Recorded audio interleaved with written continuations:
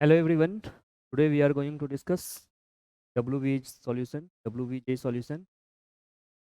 ये पेपर आपका 24 अप्रैल को हुआ था। यही पेपर का हम लोग डिस्कशन करेंगे। तो बेसिकली अगर हम क्वेश्चन का एनालिसिस करें, क्वेश्चन जो WVJ में आप कहे हैं रिलेटिवली थे। हम अगर देखें यहाँ पे मैथ्स में आपका there were total 80 question, chemistry there are total 80 question, जिसमें 40 आपके फिजिक्स की, 40 केमिस्ट्री। अगर हम केमिस्ट्री के क्वेश्चन की बात करें, फिर from all the topics we can consider almost all the topic, लगभग सारे ही टॉपिक से गए थे। क्वेश्चन रिलेटिवली इजी ही थे, easy to moderate we can say. अच्छा, यहाँ हम अगर देखें, हम लोग यहाँ पे सॉल्व कर रहे हैं जिस पेपर को, यह है आपका वाटर ड्रॉपलेट कोड था। इसका बात करें, लाइक दैट वाटर ड्रॉपलेट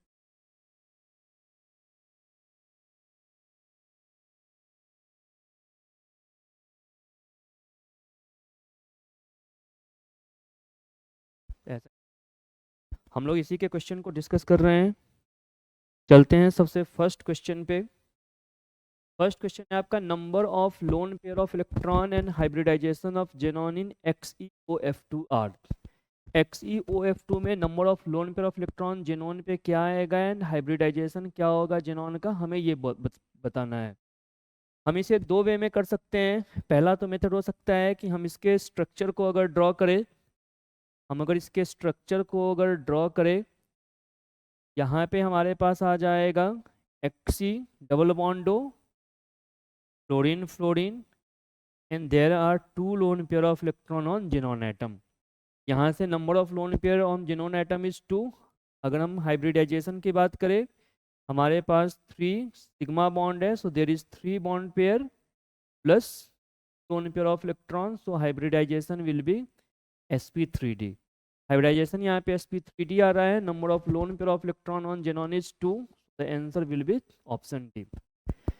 अब इसको दूसरा सॉल्व करने का तरीका ये हो सकता है कि आप यहाँ पे स्टेरिक नंबर मेथड को यूज कर लीजिए। स्टेरिक नंबर मेथड में हम सिंपली क्या करेंगे, यहाँ पे हम अगर टोटल नंबर ऑफ इलेक्ट्रॉन निकाले, वैलेंस इलेक्ट्रॉन जिनॉन में 8, ऑक्सीजन में 6 प्लस 7 इंटू 2, ये हमारा आ गया 28। हम अगर स्टेरिक नंबर निकाले, we have to divide this by 8, हमने 8 से डिवाइड किया, ये आ गया हमारा 3 प्लस 4, हमारे पास रिमाइंडर बच रहे हैं, so this is 3 bond pair plus 2 lone pair. तो हमें नंबर ऑफ लोन पेयर भी मिल गया, बॉन्ड पेयर 3 मिल रहा है, total number of electron pair is 5, and if total number of electron pair is 5, in this case the hybridisation will be sp3। तो इस question के लिए करेक्ट आंसर आपका हो जाएगा ऑप्शन डी। चलते हैं क्वेश्चन नंबर 42 पे। अगेन आई एम सेइंग, हम लोग यहाँ पे डिस्कस कर रहे हैं जो कोड, जो हम लोग क्वेश्चन डिस्कस कर रहे हैं, ये आपका वाटर ड्रॉपलेट कोड वाला क्वेश्चन लोग उसको डिस्कस कर रहे हैं, उसके अकॉर्डिंगली हम लोग चलेंगे। यहाँ पे आपके पास in the following reaction major product H is, हमने यहाँ पे ग्रिग्नार्ड रिएजेंट लिया है ड्राई ईथर के प्रेजेंस में, फॉलोड बाय H3O+। अब ग्रिग्नार्ड रिएजेंट का फंक्शन क्या रहेगा, Grignard reagent is reactive, so in this case what Grignard reagent will do, this will attack on this carbon atom, right? When this attack on this carbon atom, carbon oxygen 5 bond will be broken, and after this हमें यहाँ पे क्या मिलेगा, देखिए हमें यहाँ पे मिल जा रहा है, ये एक एनायन हमें यहाँ पे मिल रहा है। क्लियर है? नेक्स्ट स्टेप में हम अगर देखें, in this question we have chlorine atom attached with carbon and chlorine is good leaving group. यहाँ पे क्या हो जाएगा, ये ऑक्सीजन आकर के आपका इस कार्बन के ऊपर अटैक किया, chloride ion Bing good leaving group, ये हमारा डिपार्ट करेगा। इस ऑक्सीजन को हम यहाँ पे मार्क कर देते हैं, this is oxygen, this is atom number 1, this is 2, 3, 4 and 5। So here we will have 5 member ring having oxygen as one of the member, इधर भी आप मार्क कर दीजिए, this is 1, 2, 3, 4 and 5। Position number 2 पे as we can see here there are 2 methyl group, हमने 2 methyl group को position number पे place कर दिया, तो ये हमारा आ जाएगा फाइनल प्रोडक्ट। अब ये फाइनल प्रोडक्ट अगर हम देखें, दिस इज इन ऑप्शन, तो for this question the correct answer will be option C. चलिए चलते हैं नेक्स्ट क्वेश्चन पे। नेक्स्ट क्वेश्चन है आपका, which increasing order of nucleophilic substitution of following compound is. Now in this question we have to find the increasing order of nucleophilic substitution reaction, right? And all of these compounds are basically aryl halide. For aryl halide, basically this will show, in this case this will show addition elimination reaction, or we can say this will show SNAR mechanism. ये आपका SNAR mechanism show करेगा. SNAR के लिए हम अगर देखें, rate of reaction depend करता है आपका stability of anionic intermediate that is form during the reaction, और ये आपका डिपेंड करेगा कि कैसे ग्रुप्स यहाँ पे अटैच्ड हैं. The main condition for SNAR is there must be electron withdrawing group attached with aryl halide. अब यहाँ पे देखिए, in fourth compound there are 2 NO2 group, तो NO2 group will show minus R effect, and because of 2 NO2 group minus R effect यहाँ पे क्या होगा, ज़्यादा होगा, एंड ज़्यादा माइनस आर इफेक्ट के कारण मोस्ट रिएक्टिव आपका क्या हो जाएगा, मोस्ट रिएक्टिव विल बी 4. 3 में हम अगर देखें NO2 in compound 2 there is OCH3. OCH3 will show plus R effect, here it will show minus R effect. So definitely group showing plus R effect will decrease the stability of anion, and if it decrease the stability of anion, rate of reaction will also decrease. So definitely after 4 the most reactive one is 3. If we compare between 1 and 2, in compound 2 there is electron donor group which will destabilize the carbon ion, but in case of 1 there is no such group present. So definitely out of 1 and 2, 1 is more reactive, 1 is more reactive here, and 2 will be least reactive. So the correct order will be 2 least reactive, followed by 1, followed by 3, and most reactive is 4, which is in option B. So here the correct answer will be option B. Let's move to next question. Next question is, which of the following hydrocarbon reacts easily with magnesium MEmGBr to give methane? The question says ki, which of the following hydrocarbons reacts easily with MEmGBr to give methane? Basically in this case the reaction that will take place is MEmGBr is being converted to CH4. This means this Grignard reagent require acidic hydrogen. Now what we can do here, we can consider that each compound is giving its acidic hydrogen. So after removing hydrogen, we will check for the stability of anion that is formed during the reaction. From A, if we remove H plus ion, हमें क्या मिलेगा, देखिए हमें यहाँ पे ये मिल गया 4 pi electron. This is anti-aromatic, and if this is anti-aromatic, definitely this will have least tendency to give H plus ion. हम आ जाते हैं B में. B से भी हमने प्रोटॉन को रिमूव किया. After removing proton we will get this one. This has 6 pi electron. That means this one is aromatic. It means compound B has very strong tendency to give its H plus ion. In compound C, all the carbon atom is sp2 hybridized, so it will be very difficult to remove electron. In compound D, if we draw the structure here, this has 8 pi electron, due to which this is again anti-aromatic. This has 8 pi electron, and this is anti-aromatic, and anti-aromatic compounds are least stable. So here if we see this case, the correct answer will be option B. because अगर हम compound B में देखें, compound B से proton निकालना हमारे लिए क्या है, सबसे आसान होगा. क्यों सबसे इजी होगा? because if we remove proton from compound B, हमें यहाँ पे क्या मिलेगा, हमें जो इंटरमीडिएट मिल रहा है that is aromatic intermediate. So here most acidic hydrogen is present with compound B. Correct answer will be option B. चलिए चलते हैं नेक्स्ट क्वेश्चन पे. Question says adiabatic free expansion of ideal gas. Now if we apply first law, what we can write here, del E equals to Q plus W. For first law of thermodynamics, we can write here del E equals to Q plus W. For adiabatic expansion, Q will be 0, and since this says free expansion, for free expansion work will be also 0.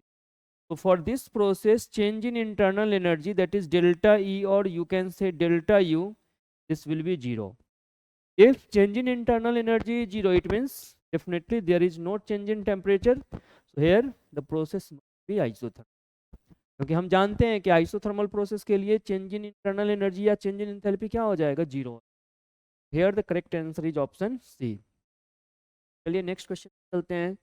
बोला गया है, N optically active alkene having molecular formula C8H16 gives acetone as one of the product on ozonolysis. The structure of alkene. Now if we have to find the structure of alkene, हम यहाँ पे देख लेते हैं दो चीज। सबसे पहले तो एसीटोन किस किस से मिलेगा? If you can check here, we will get acetone from first compound, from second compound and from fourth compound.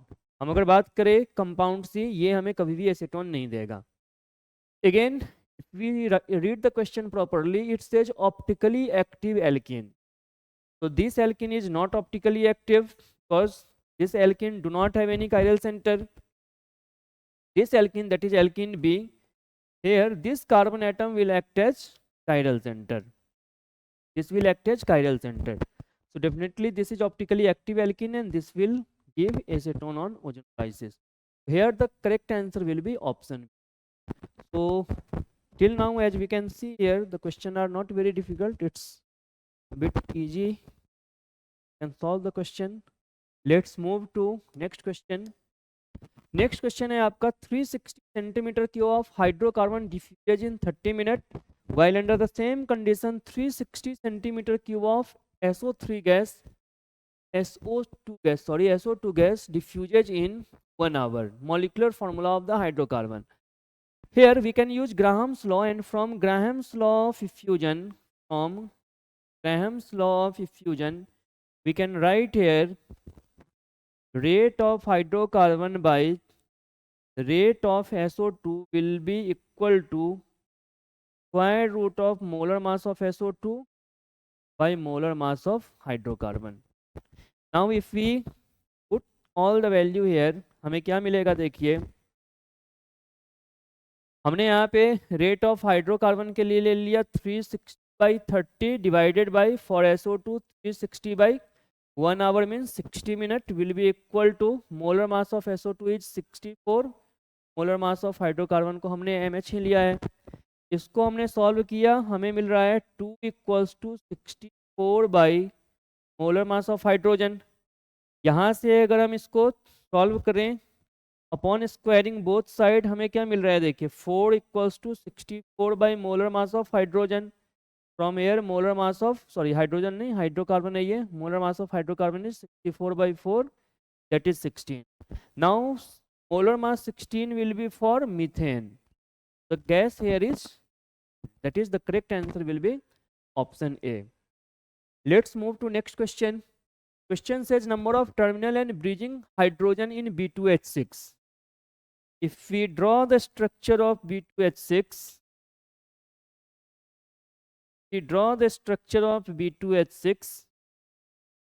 here these electrons are known as, sorry, these hydrogen atom are known as terminal hydrogen, and this two hydrogen atom is,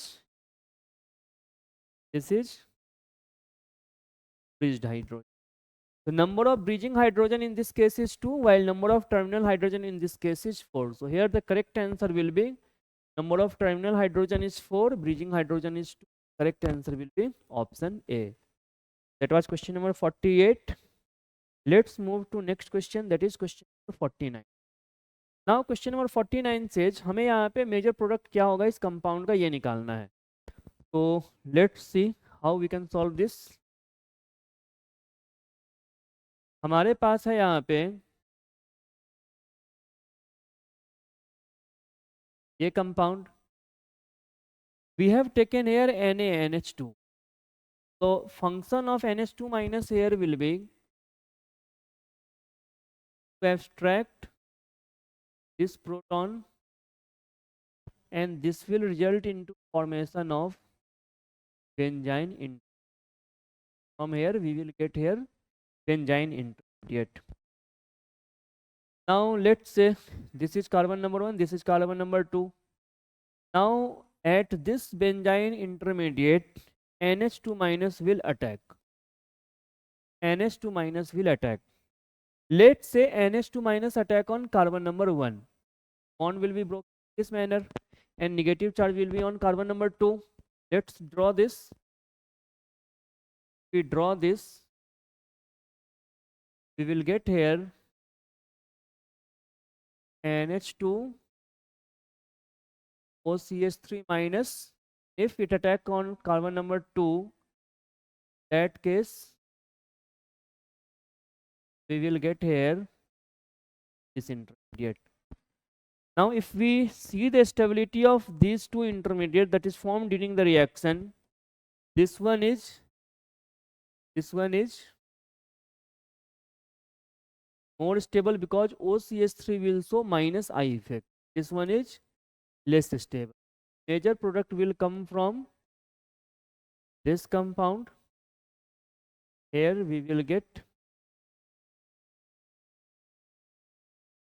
this as major product.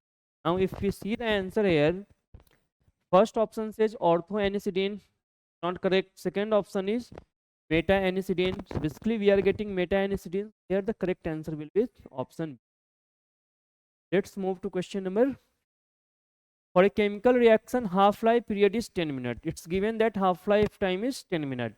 How much reactant will be left after 20 minutes? If we start with 100 mole of reactant and order of reaction is 0, 1 and 2. Let's solve this question. We are considering first for 0th order reaction, first order reaction and second order reaction. We are taking this separately. For 0th order reaction, हम यहाँ क्या बोल सकते हैं? देखिए हम जानते हैं T half equals to A naught by K. T half is given as 20 minutes. Sorry, T half is given as 10 minutes. So 10 equals to initial number of mole is given as 100 mole. Initial number of mole is given as 100 mole. So this is 100 upon 2K. From here we find the value of K. This is 5. Now if we use the equation for 0th order reaction, that is AT equals to A naught minus KT. From here we will get initial number of mole is 100 minus value of K is 5 and the time given here is 20. The concentration of reactant after 20 minutes comes out to be 0. For 0th order reaction, this comes out to be 0. Now if we solve this for first order reaction, what we know that half lifetime does not depends upon the concentration of reactant. So if initially we have 100 mole, after 10 minutes the amount will be 50 mole and after another 10 minutes the amount will be 25 mole. For first order reaction, after 20 minutes we are left with 25 mole of reactant. Now if we solve this for second order reaction, what will happen? Let's see. If we solve this for second order reaction, the expression that can be used here is AT minus 1 by AT minus 1 by A naught equals to KT. And if we solve T half is 1 by A naught. T half is given as 10 minutes equals to 1 upon K into 100. From here if we solve, from here the value of K is equals to 1 upon 1000. Now we will again use this equation. This is 1 upon AT equals to 1 upon 100 plus value of K is 1 by 1000, 1 by 1000 into time is, if we solve this, 1 upon 80 equals to 3 by 100. So concentration of reactant after 20, that is 100 by 3, that is 33.33 mole. So for 0th order reaction, what we have seen here, amount of reactant left is 0. For first order reaction this is 25 and for second order reaction this is 33.33. The correct answer will be option A. For question number 50, the correct answer is option A. Let's move 51 says equal volume of two solution A and B of strong acid having pH 6 and 4 respectively are mixed to form new solution. We have to find pH of new solution.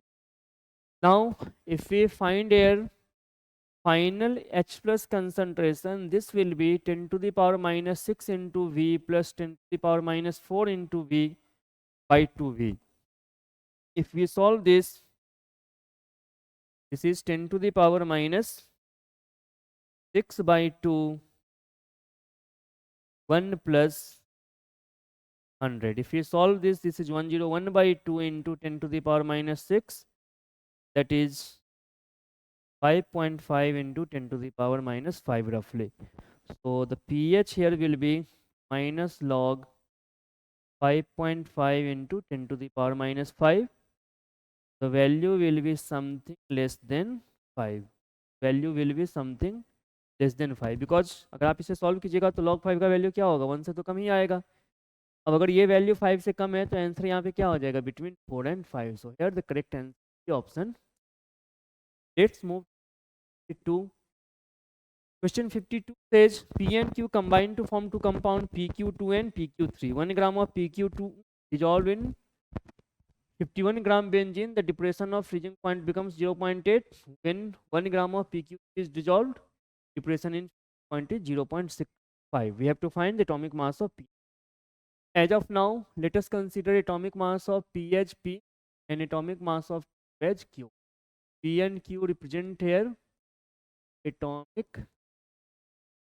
mass of P and this is atomic mass of.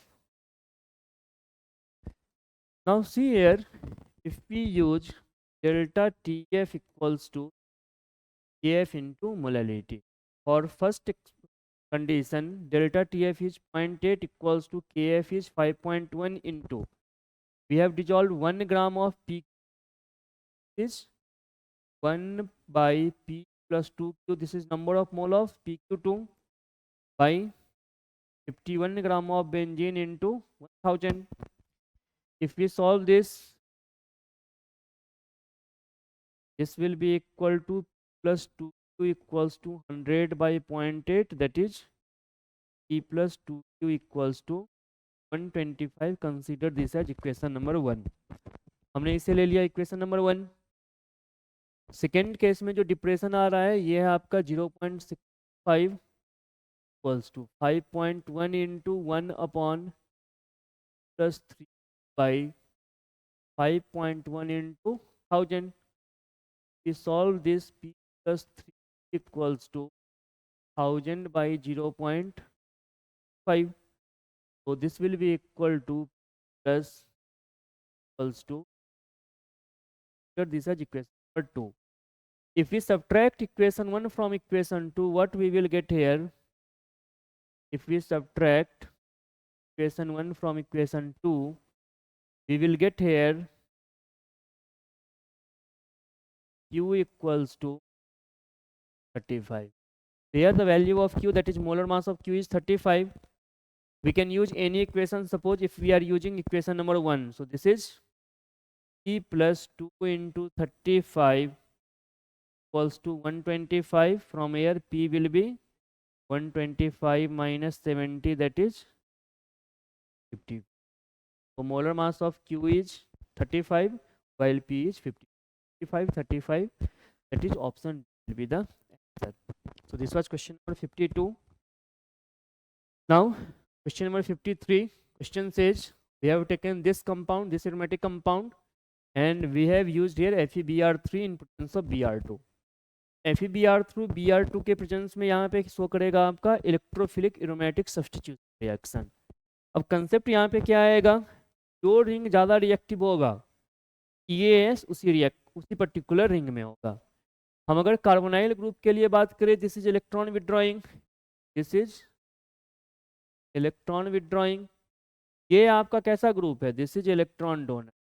So definitely this ring will be more reactive, this ring will be less reactive. So any substitution will take place in ring 2. Now we have to also keep in mind that the steric hindrance should be minimum for major product. So if we have to draw the structure product here. You have to draw the structure of product here. The electrophile Br plus will be attached at para position with respect to NH group. So here the correct answer will be option. ये था आपका question number 53. Let's move 54. Question number 54 says हमने ले लिया यहाँ पे AgCl. हमें AgCl का सॉल्बिलिटी का ऑर्डर निकालना है. अगर हम AgCl के सॉल्बिलिटी की ऑर्डर निकालें NaCl and CaCl2 both will be used here for common ion effect, and in this case the common ion is chloride ion. यहाँ पे आपका क्या आ जाएगा? Chloride ion is the common ion. So due to presence of chloride ion, the solubility of AgCl will decrease in presence of NaCl and CaCl2. CaCl2 contains more amount of common ion, so solubility will be less in CaCl2 followed by NaCl. List solubility आपका CaCl2 में होगा, फिर आपका क्या आएगा? NaCl आएगा. इसके बाद हम अगर देखें हमारे पास एक ही ऑप्शन में ये आ रहा है CaCl2 NaCl then H2O and NaNO3. यहाँ पे करेक्ट आंसर आपका आ जाएगा option D. Question number 55 says arrange the following compound in order of their increasing acidic strength. For acidic strength, what we can do here? We can just draw the structure of conjugate base. Now if you draw the structure of conjugate base, what we can see here,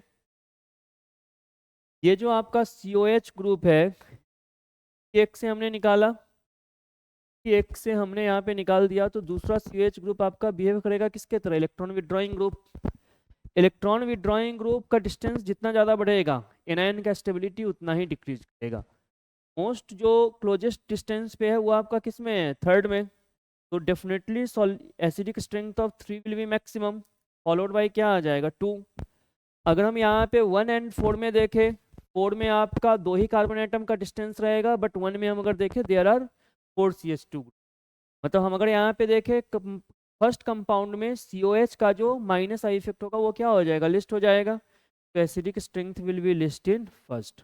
here the correct order will be 1 4 2 3. That is option number. Next question is 56. Which of the following hydrogen bond is likely to be weakest? Hydrogen bond weakest आपका आ जाएगा CHO के case में, because यहाँ पे हम अगर देखें for hydrogen bonding condition is hydrogen must be attached with fluorine, oxygen और nitrogen. But in compound in first case hydrogen is attached with carbon atom, so here polarization of bond will not be possible to very high extent. यही अगर मान लीजिए हम OH NH इन सब में बात करें तो यहाँ पे पोलराइजेशन का एक्सटेंट क्या रहेगा? ज़्यादा रहेगा. Weakest hydrogen bonding will be in compound in first example. Second है आपका how many oxygen atom are present in 0.3 gram of drop of water. अब यहाँ पे अगर हम सॉल्व करें, हम पहले number of mole of water निकाल लेते हैं. This will be 0.36 by 18, that is 0.02. So here number of water molecule will be 0.02 into Avogadro's number. In every water molecule there is one oxygen atom, so number of oxygen atom will be 1 into 0.02 into 6.022 into power 23. If we solve this, this is 1.2 into 10 to the power. Here the correct answer is option. यहाँ पे correct answer आपका आ जाएगा. चलिए चलते हैं question 8 में. Question number 58 says molar conductance of barium hydroxide, barium chloride and NH4Cl is given. You have to find molar conductance of NH4OH. चलिए इसको नेक्स्ट पेज पे हम लोग सॉल्व करते हैं. हम अगर बेरियम हाइड्रोक्साइड के मोलर कंडक्टेंस को लिखना चाहें, this will B molar conductance of barium 2 plus 2 times molar conductance of hydroxide ion. Let us consider this as equation number 1. Barium hydroxide के बाद आपका बेरियम क्लोराइड था, अमोनियम क्लोराइड था.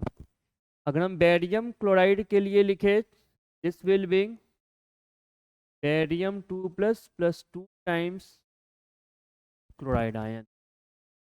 और थर्ड है आपका यहाँ पे अमोनियम क्लोराइड के लिए। अमोनियम क्लोराइड के लिए अगर हम लिखें दिस इज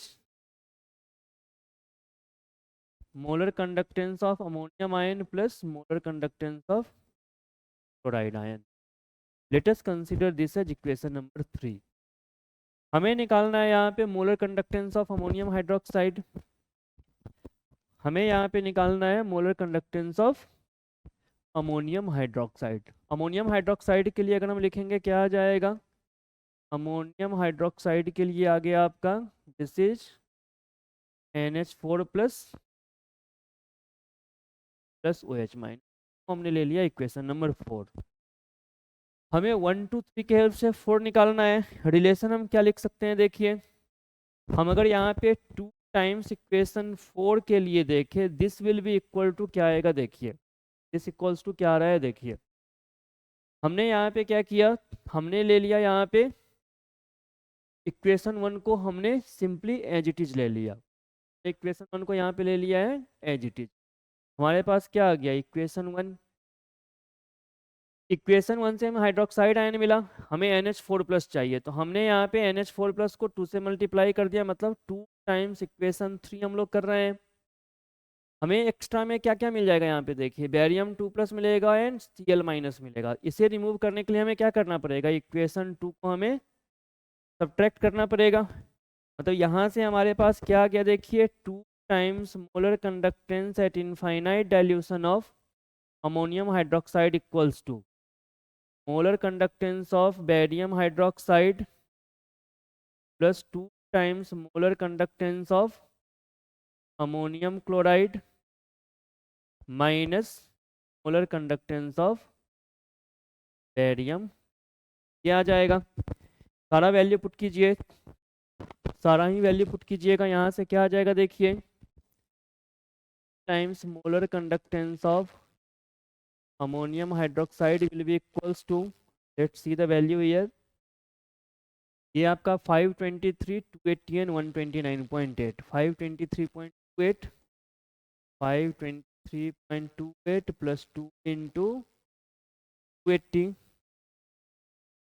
2 इंटू 129.8 129.8 128। यहाँ से अगर आप सॉल्व कीजिएगा ये आपका आ जाएगा 250.44 साइन पर।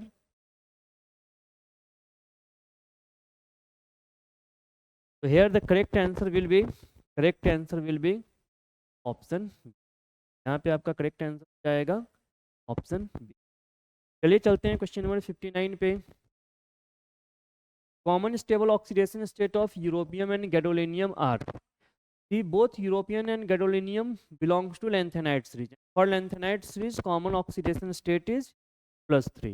However, it is also true that these elements can show +2 and +4 oxidation state also.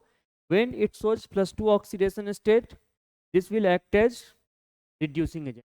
When these particular elements show +4 oxidation state, these will act as oxidizing agent. But the question is most common oxidation state. Here the answer will be option A. Next is question number 60. Among the following compound will most readily be dehydrated under acidic condition. अब यहाँ पे एक काम क्या कर सकते हैं, simplest way में अगर हम सॉल्व करना चाहें, आप OH हटाइए, पॉजिटिव चार्ज हटाइए, पॉजिटिव चार्ज हटाइए, यहाँ से पॉजिटिव चार्ज, यहाँ पॉजिटिव चार्ज, राइट। एक मेथड ये भी हम लोग यूज कर सकते हैं।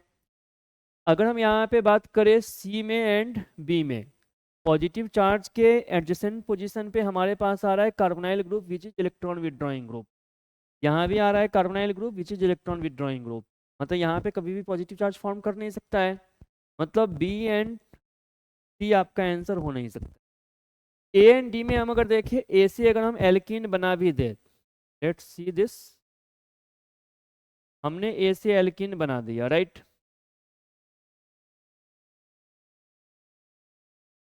अब हमने ये जो एल्कीन बनाया है इसमें देखिए कोई भी कॉन्जुगेशन नहीं है। डी से अगर आप एल्कीन बनाइए, यहाँ पे हमारे पास क्या आ रहा है, alpha beta unsaturated carbonyl compound, this is resonance stabilized, here the correct answer will be option. ये था आपका क्वेश्चन नंबर 60 के लिए।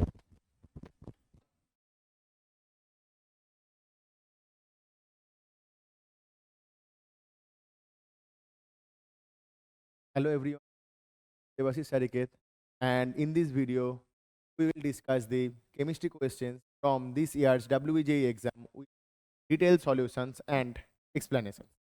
Okay, here's the question number 61, that is 10B5 plus 4He2 that gives X plus 1N0. हमें पूछा गया है कि ये X क्या है, X क्या है। देखो इसमें टोटल मास कितना है रिएक्टेंट साइड में 10 plus 4 that is 14 and product side में टोटल मास है, न्यूट्रल का मास है 1, तो फिर डेफिनेटली एक्स का मास कितना होगा 13, क्योंकि 13 + 1 ऑफ कौन सा मास, ये 13 होना चाहिए। एंड एटॉमिक नंबर से भी ये डिकोड किया जा सकता है 5 + 2, तो साइड में होगा 7 एंड राइट साइड में 0, डेफिनेटली 13 x 7, तो फिर ऑप्शन हो जाएगा हमारा option number B. Let's move to the next question, that is an LPG cylinder weighs 15 kg when empty. अब एलपीजी सिलेंडर का मास है या फिर वेट बोल सकते हैं, that is 15 kg, when full it weighs 30 kg and shows the pressure of atmosphere. फिर condition में तब ये क्या है, मास क्या है 30 kg है, and the course of usage as 27 degree C the mass of cylinder is reduce 24 kg। That means mass of gas कितना है, मास ऑफ गैस है खाली सिलेंडर का वेट है 15 kg एंड सिलेंडर का मास है या फिर वेट 30 kg, तो फिर मास ऑफ सिलेंडर ये हो जाएगा 15 kg and mass of gas ये हो जाएगा 30 kg, ये हो जाएगा cylinder plus gas minus cylinder का mass that is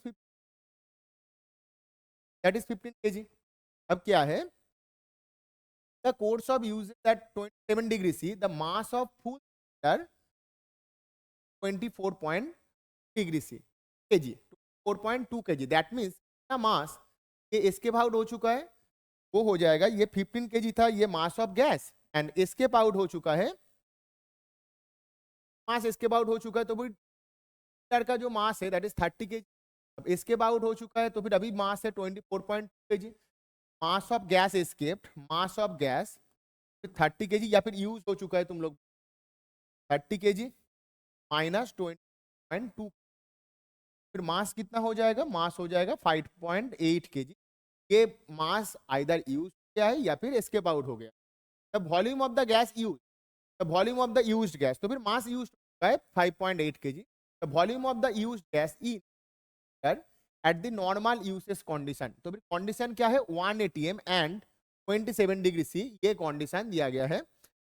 and assume LPG normal butane and it behaves ideally, तो आइडियली बिहेव करेगा तो फिर ऑब्वियसली आइडियल गैस इक्वेशन होगा इक्वल्स टू nRT, एंड we find out volume in cubic meter, volume तो equals to हम क्या consider करेंगे nRT बाई P, ये सिंपल क्वेश्चन है, PV equals to nRT, so equals to nRT by P। n क्या है, number of moles of gas, number of moles of gas, mass of gas हमारा कितना मिला बोलो 5.8 kg, तो फिर number of moles of gas equals to क्या लिखेंगे हम लोग, mass of gas by molecular weight of gas. का जो फॉर्मूला होता है, मॉलिक्यूलर फॉर्मूला होता है, दैट इज CH10 और H10, तो मॉलिक्यूलर वेट कितना होगा 12 × 4 that is 48 plus 10 that is 58 हो जाएगा हमारा molecular weight. Mass of gas है 5.8 kg, 5.8 10⁻³ gram divided by molecular weight of gas that is 58 ग्राम पर मोल, ये हो जाएगा number of moles of gas. अब आर का कौन सा यूनिट हमें लेना होगा, आर को हमें लेना होगा लीटर एटीएम में, क्योंकि litre ATM 1 litre equal 1 decimetre cube and 1 decimetre cube से हमें लीटर क्यूब मिलेगा। तो फिर एन का जो वैल्यू होगा, एन का वैल्यू होगा 5.8 10⁻³ बाई 58। ये हमारा हो गया नंबर ऑफ मोल्स। आर का वैल्यू हो गया 0.08 litre ATM mole inverse kelvin inverse. अब लीटर को तो हम बोल सकते हैं decimetre cube, but decimetre cube litre cube में लाने के लिए हमें 10⁻³ मल्टीप्लाई करना होगा।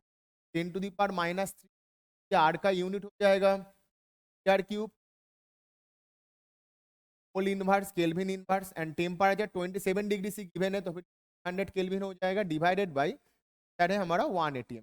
फिर यूनिट कैंसिल आउट हो जाएगा, ये एटीएम है, ये एटीएम मीटर क्यूब होगा, एटीएम था, atm atm gets cancel out, mole per kelvin kelvin cancel out हो गया, तो फिर मीटर क्यूब में हमारा आंसर मिलेगा। फिर फाइनल आंसर ये सॉल्व करने के बाद जो मिलेगा दैट इज 0.46 मीटर क्यूब। तो जाएगा हमारा राइट आंसर ऑप्शन नंबर ई। चलो नेक्स्ट क्वेश्चन करते हैं। What is the 4 electron reduced form of O2? ये बहुत ही एक आसान से, फिर O2 4 electron form of O2।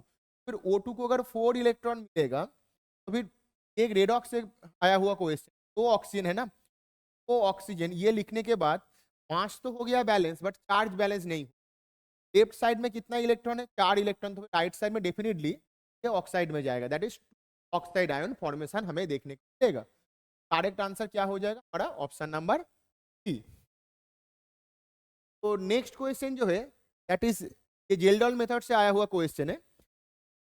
तो क्वेश्चन क्या है? Kjeldahl method can not be used for the estimation of nitrogen in compound. ये क्वेश्चन जो है ना ये डायरेक्टली एनसीईआरटी से उठाया गया है। एनसीईआरटी में क्लियरली मेंशन्ड है कि जेल्डॉल मेथड में नाइट्रोजन तो डिटेक्ट किया जाता है, बट नाइट्रोजन अगर नाइट्रो कंपाउंड में प्रेजेंट होगा या फिर नाइट्रोजन अगर एजो कंपाउंड में प्रेजेंट होगा या फिर नाइट्रोजन कोई रिंग में प्रेजेंट होगा, फॉर एग्जांपल एक नाइट्रोजन कॉन्टेनिंग हेटेरोसाइक्लिक कंपाउंड है, हेटेरोसाइक्लिक एरोमेटिक कंपाउंड है पीरिडिन, तो सच सिनेरियो जेल्डॉल मेथड से हम नाइट्रोजन को एस्टिमेट नहीं कर सकते। तो भाई 4 ऑप्शन में से तो ये तो रिंग का पार्ट तो नहीं है, ये रिंग से बाहर है, ये ऑब्वियसली हम एस्टिमेट कर सकते हैं। ये क्या है? ये भी रिंग में नहीं है, ये भी रिंग में नहीं है, तो फिर करेक्ट आंसर क्या हो जाएगा? ये एजो कंपाउंड है।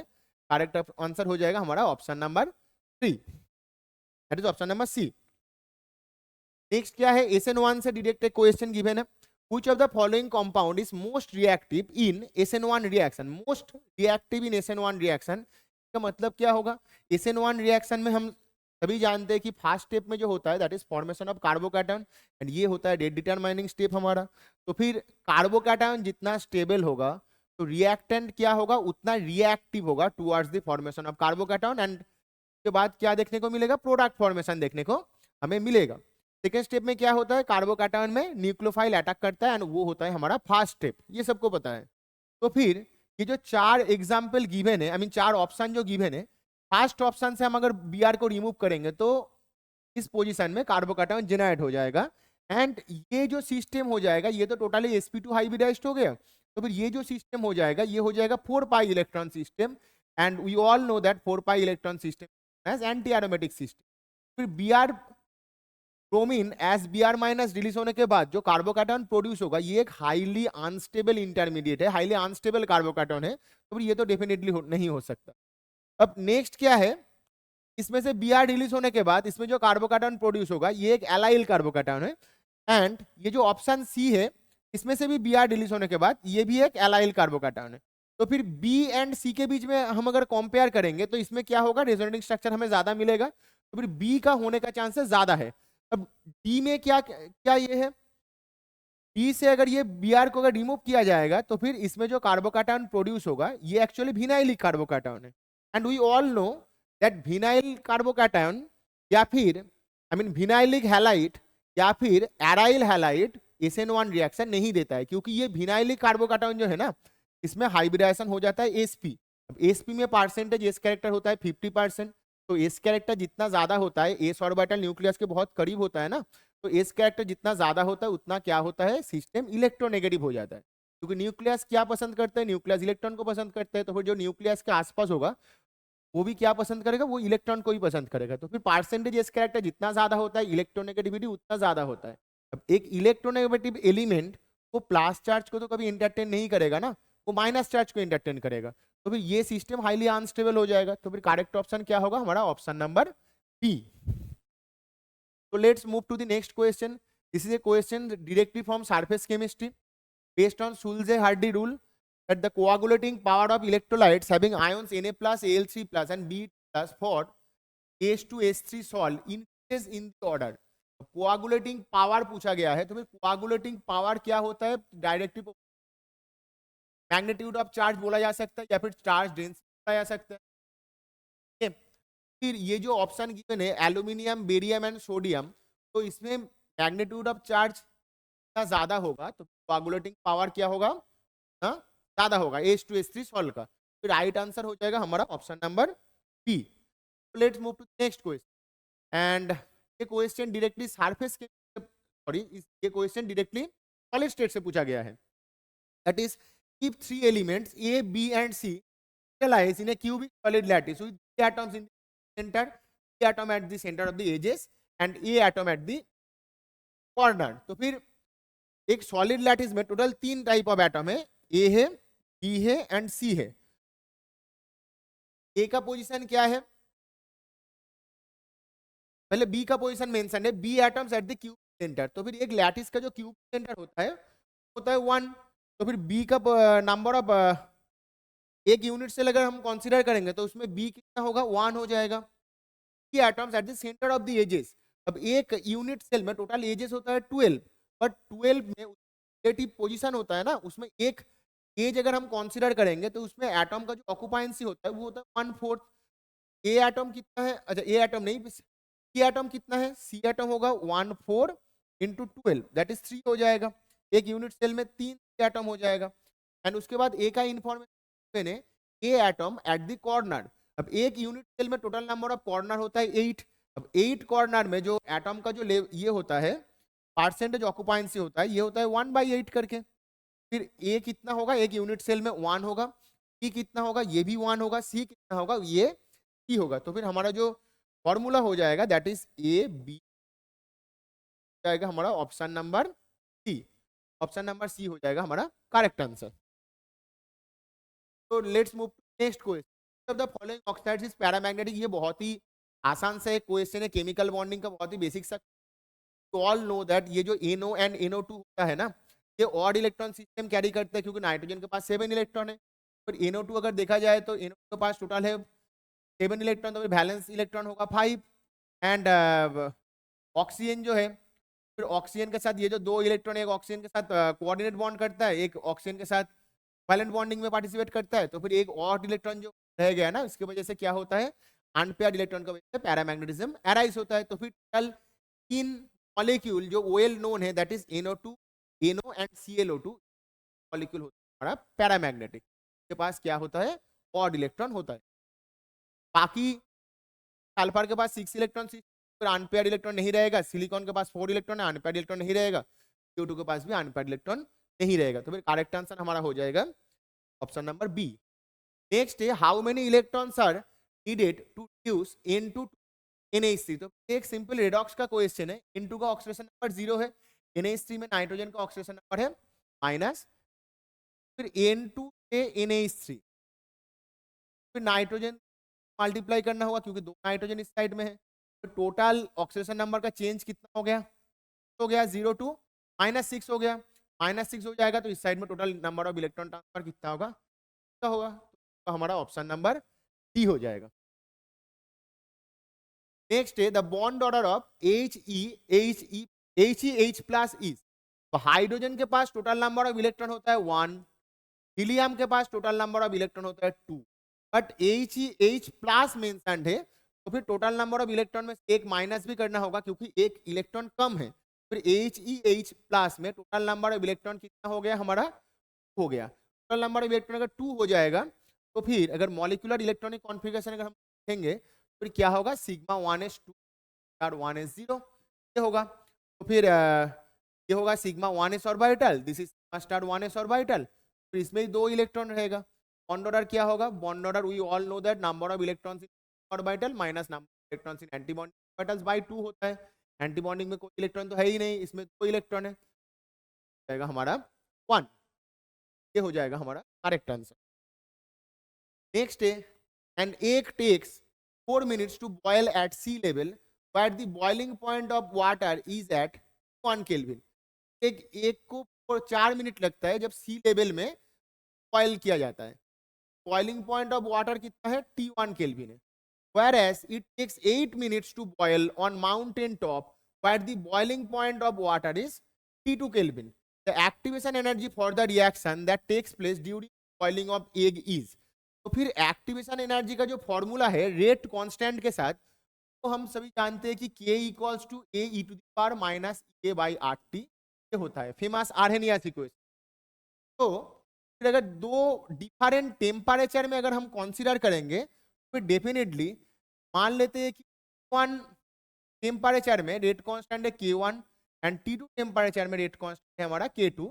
तो फिर इक्वेशन हमें मिलेगा लॉगरिदमिक फॉर्म में, ये होगा ln K2 by K1 equals to K by R 1 by T1 minus 1 by T2। ये होता है हमारा इक्वेशन।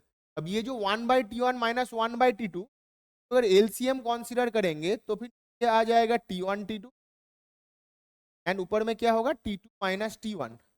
अब ये जो K2 एंड K1 का वैल्यू डायरेक्टली गिवन नहीं है। ये क्वेश्चन ये इंटरेस्टिंग हो जाता है क्योंकि टाइम के बारे में इंफॉर्मेशन गिवन और रेट कॉस्ट के बारे में डायरेक्टली इंफॉर्मेशन नहीं है। अब क्या होता है, रेट होता है ना, रेट होता है वो एक्सेप्ट जीरो ऑर्डर रिएक्शन, जो रेट होता है वो टाइम के साथ होता है इनवर्सली प्रोपोर्शनल। टाइम जितना हम ज्यादा कंसीडर करेंगे रेट क्या होगा उतना कम हो जाएगा। टाइम क्या होता है, रेट घटता है, ठीक है। एंड तो फिर क्या होगा, रेट के साथ rate constant directly proportional, rate constant क्या होगा ऑपोजिट इनवर्स रिलेशन होल्ड करेगा। तो फिर हम ये बोल सकते हैं कि टाइम के साथ रेट कांस्टेंट का जो रिलेशन है, रेट का जो रिलेशन है वो इनवर्स है, तो फिर रेट कांस्टेंट का भी रिलेशन भी स्मॉल के है, तो फिर ये इनवर्स ही होगा। तो फिर ये जो K2 का value and K2 by K1 का जो रेशियो है, तो इसको हम ऐसे लिख सकते हैं कि K2 में ये ये T2 केल्विन जब टेम्परेचर है तब ये तो 8 मिनट लगता है ना, फिर K2 का वैल्यू हो जाएगा 1/8 एंड K1 का वैल्यू हो जाएगा 1/4। तो फिर इसको सिंप्लीफाई करेंगे और ऊपर चला जाएगा ln ऑफ -2 हो जाएगा, दैट इज माइनस ln2 होगा। फिर माइनस को अगर इस साइड में हम लेके आएंगे तो ये हो जाएगा ln 1/2, ln -2 नहीं होगा, ln 1/2 होगा, ln 1/2 that is equals to a by r 1 minus T1 by T1 T2। ln 1/2 का मतलब क्या है, ln 2 to the power -1 that is minus ln2। Minus को अगर इस साइड में हम मल्टीप्लाई करेंगे तो T1 माइनस T2 हो जाएगा। फिर ये हो जाएगा हमारा ln2 equals to a by r into T1 minus T2 by T1 T2। ये हो जाएगा। अब ln2 का वैल्यू है हम जानते हैं 0.693। तो ये EA का वैल्यू कैसे मिलेगा, तो फिर EA इक्वल्स टू ये वैल्यू हमारा हो गया 0.693। फिर EA इक्वल्स टू हमें मिलेगा 0.693 into R in 1 divided by T। एक बहुत ही अच्छा क्वेश्चन है हमारा जो PW का टाइप ऑफ 2-3 गिवन है ये। तो फिर करेक्ट ऑप्शन क्या हो जाएगा हमारा, option number sorry option number 4 होगा, T1 माइनस T2 है, option number D the correct answer. So let's move to the next question. As per following 0.21 gram of mercuric oxide reacts with excess iodide। अब equation given है, एक directly mole concept से आया हुआ question. ये mercuric oxide का molar mass है 217 gram पर मोल, मास भी गिवन है, number of moles we can easily calculate. तो नंबर ऑफ मोल्स कितना होगा, मर्क्यूरिक ऑक्साइड इक्वेशन लिखते हैं, mercuric oxide plus 4I minus plus H2 टिप्स HgI4 2 minus plus 2OH minus. फिर ये 1 मोल होगा, ये एक बैलेंस्ड इक्वेशन है। फिर इसमें OH माइनस कितना प्रोड्यूस होगा, 2 मोल। अब मर्क्यूरिक ऑक्साइड का नंबर ऑफ मोल्स कितना है, ये है 0.217 ग्राम डिवाइडेड बाई 217 ग्राम पर मोल, दैट इज ये हमारा आ जाएगा कितना 10 टू द पावर -3। फिर 10⁻³ मोल मर्क्यूरिक ऑक्साइड से हमें कितना मोल OH माइनस मिलेगा, that is 2 10⁻³ mole OH minus. यही है क्वेश्चन में क्या पूछा गया है, on titration of the resulting solution how many ml of 0.01 molar HCl to reach the balance point. तो हम जानते हैं कि HCl प्लस NaOH ये क्या प्रोड्यूस करता है, NaCl plus water, NaCl plus water. 1 मोल NaOH को न्यूट्रलाइज करने के लिए हमें कितना मोल HCl चाहिए, दैट इज 1 मोल। अब HCl का जो नंबर ऑफ मोल्स कैलकुलेट किया जाता है ये होता है मोलारिटी मल्टीप्लाइड बाय वॉल्यूम। कोई भी सब्सटेंस का मोलारिटी एंड वॉल्यूम गिवन होगा तो फिर नंबर ऑफ मोल्स हम कैलकुलेट कर सकते हैं। तो फिर इसमें मोलारिटी HCl का गिवन है एंड नंबर ऑफ, तो फिर 1 मोल HCl 1 मोल OH माइनस को करता है। तो फिर इतना मोल OH माइनस को कॉन्सेंट्रेट करने के लिए इतना मोल HCl रिक्वायर्ड है, फिर इतना मोल HCl रिक्वायर्ड। अब HCl का मोलारिटी गिवन है तो फिर मोलारिटी कितना गिवन है 0.01 दैट इज 10⁻², 10⁻² मोल HCl का पर लीटर। ये हो गया HCl का molarity and multiplied by volume. ये 10⁻² है, इस साइड में आके +2 हो जाएगा तो फिर 2 × 10⁻1 0.2 लीटर हो जाएगा। ये तो मोल मोल कैंसिल आउट हो जाएगा, 0.2 लीटर हो जाएगा वॉल्यूम ऑफ HCl रिक्वायर्ड। फिर आंसर जो गिवन है ना वो ये ml के फॉर्म में गिवन है। फिर 0.2 मीन्स हम क्या लिखेंगे 100 ml, ये हम लोग लिखेंगे करेक्ट आंसर। ये एक ऑर्गेनिक केमिस्ट्री से आया हुआ क्वेश्चन है। फिर बेंजीन प्लस CH3CH2CH2Cl ये क्या फॉर्मेशन होगा, तो ये हो गया हमारा प्रोपाइल क्लोराइड। एनाइडस AlCl3 क्या है, ये ल्यूइस एसिड है। एसिड क्या करेगा, Cl माइनस को कैप्चर करेगा क्योंकि ये 6 इलेक्ट्रॉन एल्यूमिनियम, ये Cl माइनस कैप्चर हो जाएगा, KH3 KH2 KH2 प्लस, पहले ये प्रोड्यूस होगा, ये हो गया 1 डिग्री कार्बोकैटायन जो नहीं है, क्या करेगा ये एक हाइड्रोजन ट्रांसफर करेगा फ्रॉम एडजेसेंट कार्बन, हाइड्रोजन या फिर हाइड्राइड बोल सकते हो। हाइड्राइड अगर ट्रांसफर हो जाएगा फिर जो इलेक्ट्रोफाइल प्रोड्यूस होगा that is CH3 CH plus CH3, ये हो गया कार्बोकैटायन, ये ज्यादा स्टेबल है। तो फिर ये जो हाइड्राइड शिफ्ट है ना इसी को कोई नहीं रोक सकता है, ये शिफ्ट हो रहा है for the sake of stability. ये जो 2 कार्बोकैटायन प्रोड्यूस होगा इसके बाद क्या है बेंजीन से इलेक्ट्रोफिलिक सब्स्टिट्यूशन रिएक्शन होगा, तो P प्रोड्यूस होगा, ये हमारा बन जाएगा आइसोप्रोपाइल बेंजीन। आइसोप्रोपाइल बेंजीन का कमर्शियल नेम है that is known as cumene. फिर P हमारा हो गया क्यूमिन एंड ये जो रिएक्शन है क्यूमिन से फेनॉल प्रिपरेशन रिएक्शन है, plus oxygen and OH minus ये प्रोड्यूस करेगा cumene hydroperoxide. Then dilute H2SO को बॉयल करेंगे तो फिर प्रोड्यूस होगा फेनॉल एंड Q क्या हो जाएगा हमारा, Q हो जाएगा हमारा एसीटोन, ये हो जाएगा। करेक्ट ऑप्शन क्या है, करेक्ट ऑप्शन हमारा होगा P जाएगा isopropyl benzene and Q equals to हो जाएगा एसीटोन। फिर करेक्ट ऑप्शन हो जाएगा हमारा C। नेक्स्ट एक क्वेश्चन है केमिकल इक्विलिब्रियम से, PCl5 का डिसोसिएशन है, इक्विलिब्रियम कांस्टेंट Kp। तो ये बहुत ही स्ट्रेट फॉरवर्ड क्वेश्चन है, बहुत बार जेई मेंस में भी आ चुका है ये इस type of question, PCl5 related हो या फिर कोई रिएक्शन हो, डेल्टा Ng का वैल्यू ग्रेटर देन 1 भी हो सकता है, equals to 1 less than 1, I mean negative भी हो सकता है, आई मीन तो इसी टाइप ऑफ क्वेश्चन बहुत ही कॉमन है। देख लेते हैं अल्फा के साथ Kp का क्या रिलेशन है। अल्फा को बोला जाता है degree of dissociation, all know.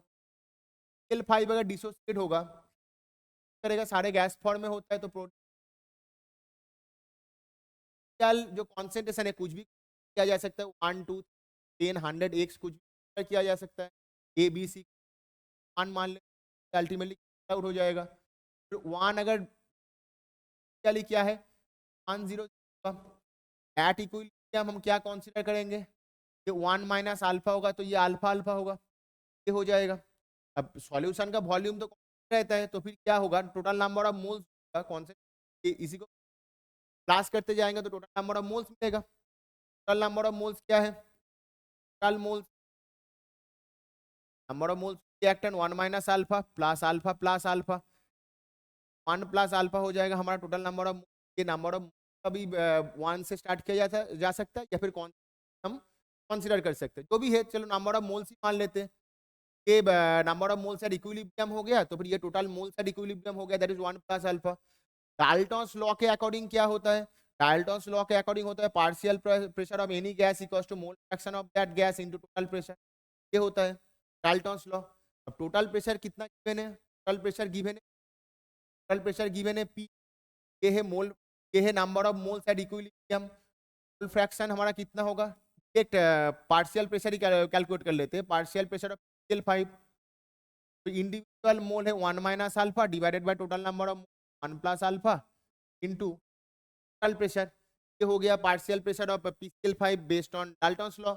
Next क्या है? Partial pressure of PCl3, PCl3 individual mole alpha है divided by total number of mole plus alpha है इनटू, यही सेम टू सेम हो जाएगा partial pressure of PCl2। Kp का value क्या होगा? Kp equals to partial pressure of PCl3 into partial pressure of Cl2 divided by partial pressure of PCl5, ये हो जाएगा हमारा Kp। फिर partial pressure of PCl3 and Cl2 तो same है, alpha by 1 plus alpha square, ये मिलेगा हमें। And partial pressure of PCl5 1 minus alpha by 1 plus alpha in, ये होगा एक पी कैंसिल आउट हो जाएगा, एक 1 प्लस अल्फा भी जाएगा, इसमें स्क्वायर है बाय द वे। फिर क्या होगा अल्टीमेटली? Kp इक्वल्स टू क्या देखने को मिलेगा? Kp इक्वल्स टू,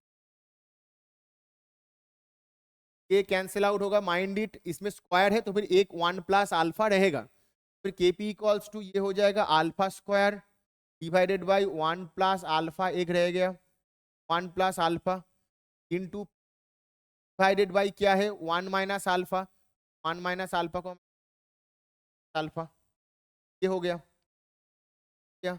अब अल्फा स्क्वायर है, अल्फा स्क्वायर है, alpha square into P form में है, तो डेफिनेटली अगर हम सॉल्व करेंगे तो क्या मिलेगा? अल्फा को जब सॉल्व करेंगे तो फिर ये रूट Kp के टर्म में मिलेगा, that means Kp to the power half के टर्म में मिलेगा। हमारा हाफ ये 1/3 है, ये डायरेक्ट 1 है, ये 2 है, ये 1/2 है, राइट आंसर क्या होगा? हमारा ऑप्शन नंबर सी हो जाएगा। ये सिंपल क्वेश्चन है। Let's move compound given below will produce effervescence aqueous sodium bicarbonate, sodium bicarbonate solution carboxylic acid का एफर्वेसेंस के लिए रिस्पॉन्स, कोई भी कार्बोक्सिलिक एसिड जो होता है जो सम एक्सटेंट एसिडिक होता है, एक्चुअली हाई मॉडरेटली एसिडिक हम बोल सकते हैं, वो क्या करता है सोडियम बाइकार्बोनेट उसके साथ रिएक्ट करके CO2 गैस इवॉल्व करते हैं। अब इसमें 4 ऑप्शन गिवन है, इसमें एक भी कार्बोक्सिलिक एसिड नहीं है, और ये जो हमारा ऑप्शन नंबर डी है ना, ये है 2,4,6 ट्राइनाइट्रोफेनॉल, इसको क्या बोला जाता है? पिक्रिक एसिड बोला जाता है, क्योंकि एसिडिक बहुत ज्यादा हो जाता है। ये जो फेनॉक्साइड आयन H+ रिलीज होने के बाद ये जो फेनॉक्साइड आयन प्रोड्यूस होगा, ये 3NO2 का जो माइनस इफेक्ट है ना, ये क्या करता है अल्टीमेटली फेनॉक्साइड आयन को स्टेबलाइज करता है, तो ये क्या हो जाएगा? पिक्रिक एसिड का एसिडिक होता है, ये कार्बोक्सिलिक एसिड के साथ कंपैरेबल हो जाता है, इसलिए हमारा आंसर होगा option number D. Let's move to next question, this is a question directly from tautomerism. ये जो कंपाउंड गिवन है, तो इसमें क्या है? एक डाइक्यूरो टाइप ऑफ कंपाउंड है, 4 ऑप्शन है, एंड ये ऑप्शन क्या हो सकता है? ये 76 80 जो क्वेश्चन है, ये multi correct type of question, one type of more than one correct answer इस सकता है, नहीं भी हो सकता है बट हो भी सकता है। इट एग्जिबिट्स टॉटोमरिज्म, डेफिनेटली ये टॉटोमरिज्म शो करेगा। टॉटोमरिज्म शो करेगा तो क्या होगा? ये कीटो फॉर्म है, डाइकीटो फॉर्म है, डाइकीटो फॉर्म से ये इनोलाइज करेगा, आइदर ये डबल बॉन्ड O जो है ये इनोलाइज होगा तो इसमें डबल बॉन्ड, इसमें OH, या फिर वाइस वर्सा। फिर क्या होगा? अब इसमें क्या है? ये प्लस M इफेक्ट है, तो फिर इसमें ये टॉटोमराइज होने का चांस, इनोलाइजेशन का चांस कम हो जाएगा, इसमें ज्यादा होगा। ये KH OH, ये डबल बॉन्ड हो जाएगा, double bond CH2, double bond O OC2H5, ये हमें देखने को मिलेगा। फिर इसमें क्या है? ये जो हाइड्रोजन है, ये जो हाइड्रोजन है इसके साथ क्या है? ये एक 6 मेंबर्ड रिंग फॉर्मेशन के through molecular hydrogen bonding show करेगा। ये क्या होता है? एक्चुअली कीटो फॉर्म ज्यादा डोमिनेटिंग होता है, कीटो फॉर्म ज्यादा स्टेबल होता है as compare to enol form, but इसमें हमें इनॉल परसेंटेज देखने को मिलेगा because of some stabilizing factor, that is molecular hydrogen bonding. अब इसमें क्या होगा, तो फिर डेफिनेटली ये टॉटोमरिज्म एग्जिबिट करेगा, ये टॉटोमरिज्म एग्जिबिट करेगा।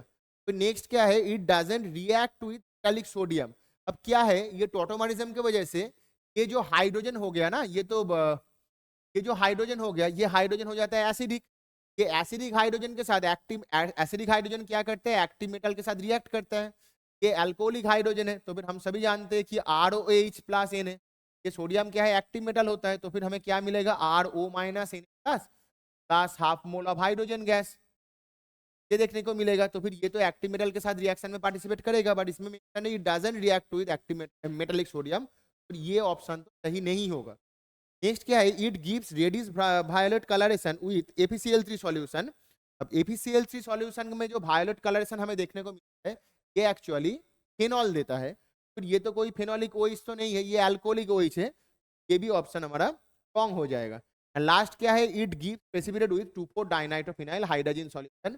क्योंकि ये जो 2,4 डाइनाइट्रोफिनाइल हाइड्रोजन सॉल्यूशन है, तो इसमें तो ये जो टॉटोमरिज्म है, ये तो 100% एनोलाइजेशन देगा, ये पार्शियल एनोलाइजेशन हमें देखने को मिलेगा। तो फिर पोर्शन रहेगा, आई मीन कंपाउंड भी होगा, सॉल्यूशन पोर्शन इनॉल भी होगा। तो फिर क्या होगा, सब्सटेंस हमें सॉल्यूशन में देखने को मिलेगा, कुछ इनॉल देखने को मिलेगा। ये जो कीटो होता है, तो ये DNP के साथ रिएक्शन करके ये हमें प्रेसिपिटेट फॉर्मेशन देता है। ठीक है, तो फिर प्रेसिपिटेट देता है, तो फिर ये क्या होगा, ये भी हमारा हो जाएगा करेक्ट आंसर। तो A एंड D हो जाएगा हमारा राइट ऑप्शन क्वेश्चन के लिए। तो अगला क्वेश्चन देखते हैं, x is an intensive property. तो थर्मोडायनामिक्स से क्वेश्चन है, sorry x capital x extensive property है एंड स्मॉल एक्स क्या है, इंटेंसिव प्रॉपर्टी। अब थर्मोडायनामिक्स द फॉलोइंग स्टेटमेंट और आर करेक्ट। तो इसमें मल्टीपल करेक्ट हो सकता है। फिर एक्स क्या है, extensive property and we all know, तो एक्सटेंसिव प्रॉपर्टी का जो रेशियो होता है, एक एक्सटेंसिव और एक इंटेंसिव का जो रेशियो होता है, ये होता है एक्सटेंसिव। एक इन और एक एक्सटेंसिव का जो रेशियो होता है, ये होता है एक्सटेंसिव।